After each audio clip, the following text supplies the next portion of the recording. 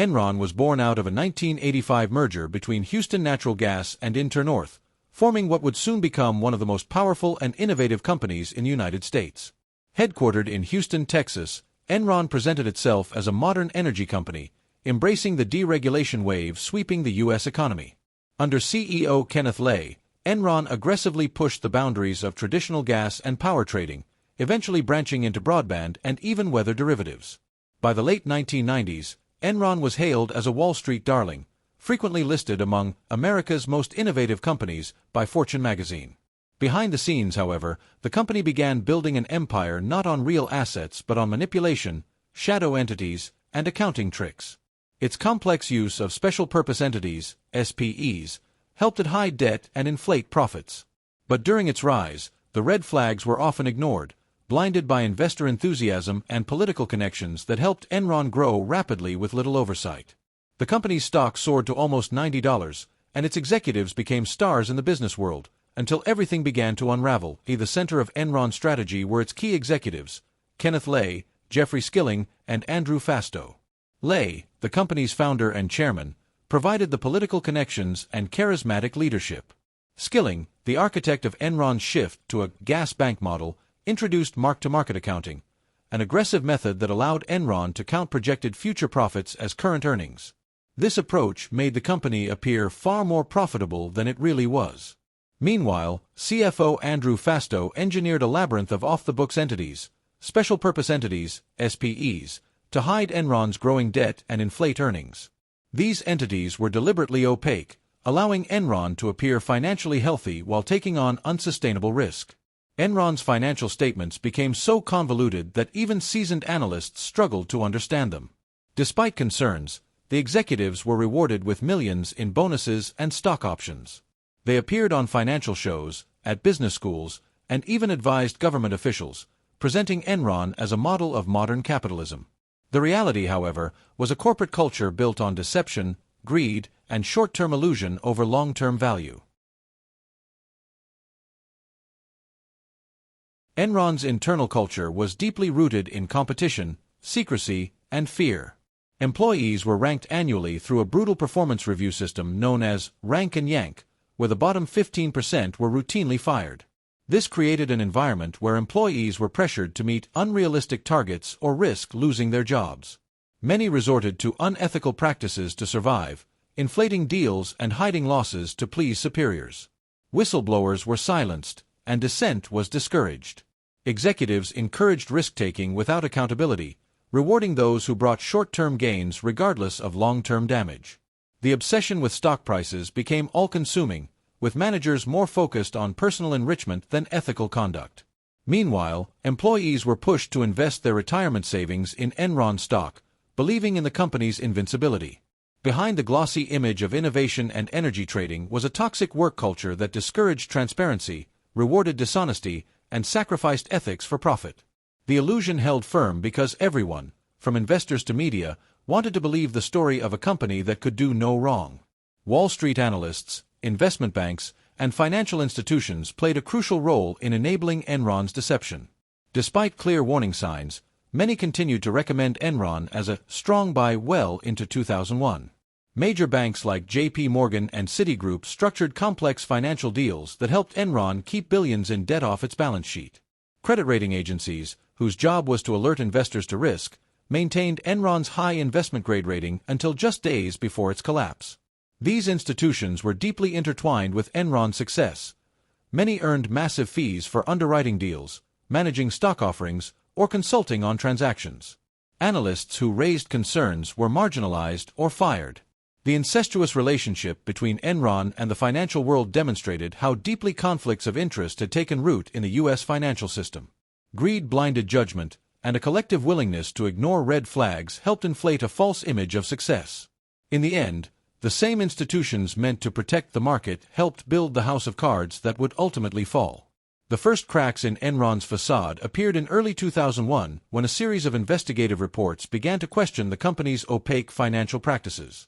Journalist Bethany McLean of Fortune magazine famously asked, "Is Enron overpriced?"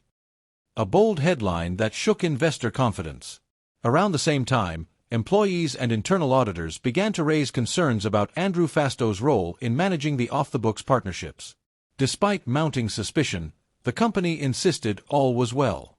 But by the summer of 2001, CEO Jeffrey Skilling abruptly resigned, citing personal reasons, and stock prices started to fall. When Enron finally disclosed a $1.2 billion reduction in shareholder equity due to accounting errors tied to its hidden entities, the panic accelerated. Investors fled, and regulatory bodies began to investigate. In October 2001, the SEC launched a formal inquiry into Enron's finances. By November, the company admitted to overstating its earnings by nearly $600 million over the previous 4 years. The once mighty energy titan was now teetering on the edge of collapse. The first cracks in Enron's facade appeared in early 2001 when a series of investigative reports began to question the company's opaque financial practices. Journalist Bethany McLean of Fortune magazine famously asked, "Is Enron overpriced?" A bold headline that shook investor confidence. Around the same time, employees and internal auditors began to raise concerns about Andrew Fasto's role in managing the off-the-books partnerships. Despite mounting suspicion, the company insisted all was well. But by the summer of 2001, CEO Jeffrey Skilling abruptly resigned, citing personal reasons, and stock prices started to fall. When Enron finally disclosed a $1.2 billion reduction in shareholder equity due to accounting errors tied to its hidden entities, the panic accelerated. Investors fled, and regulatory bodies began to investigate. In October 2001, the SEC launched a formal inquiry into Enron's finances. By November, the company admitted to overstating its earnings by nearly $600 million over the previous 4 years. The once mighty energy titan was now teetering on the edge of collapse, and in December 2001, Enron filed for Chapter 11 bankruptcy protection, the largest corporate bankruptcy in U.S. history at the time. Over 20,000 employees lost their jobs, many of whom had invested their life savings and retirement accounts in Enron stock, now virtually worthless. Shareholders lost more than $70 billion. The collapse sent shockwaves through the global financial community, causing panic among investors and serious doubts about the transparency of corporate America. The ripple effects were felt beyond Enron. Arthur Andersen, one of the world's 5 largest accounting firms and Enron's auditor, was found guilty of obstructing justice for shredding documents related to Enron's audit. The scandal effectively destroyed the firm, leaving thousands more unemployed. Public outrage grew, and congressional hearings were launched to uncover how such a massive fraud could occur under regulatory watch. The collapse of Enron wasn't just a business failure, it was a breach of public trust that exposed the fragility of the financial system and the cost of unchecked corporate power. After the collapse, federal prosecutors launched one of the largest and most complex corporate investigations in U.S. history. Key figures including Kenneth Lay, Jeffrey Skilling, and Andrew Fasto were brought to trial. Fasto pled guilty to conspiracy charges and cooperated with investigators, providing crucial details about the internal fraud. Jeffrey Skilling was convicted on multiple counts of securities fraud, insider trading, and making false statements to auditors. Kenneth Lay, who maintained his innocence throughout, was convicted but died before sentencing. The trials revealed the depth of deception and the intentional manipulation of investors and employees. The U.S. Justice Department, along with the SEC, used the Enron case to set an example, sending a message that corporate fraud would not go unpunished. However, critics argued that many others involved escaped accountability. Despite the convictions, public confidence in corporate leadership and regulatory oversight remained shaken. Enron had become the face of corporate crime, and its downfall forced the nation to reconsider the limits of executive power and ethical responsibility. In response to the Enron scandal and other corporate failures like WorldCom, the U.S. government enacted sweeping reforms aimed at restoring investor confidence and strengthening oversight. The most significant was the Sarbanes-Oxley Act of 2002, commonly known as SOX. This legislation introduced stricter rules for corporate governance, financial reporting, and internal controls. It required top executives to personally certify the accuracy of financial statements and imposed harsher penalties for fraudulent activity. Public companies were now subject to more rigorous audits, and accounting firms were placed under greater scrutiny. The creation of the Public Company Accounting Oversight Board, CABE, ensured tighter supervision of the auditing industry. While the law was praised for protecting investors and improving transparency, critics argued it increased costs and burdens for businesses. Nonetheless, SOX became a global benchmark, influencing financial regulation in other countries. The Enron scandal, though devastating, became a turning point, forcing both government and corporate America to confront the need for accountability and ethical reform on a structural level. The Enron scandal did more than trigger legal and financial reforms.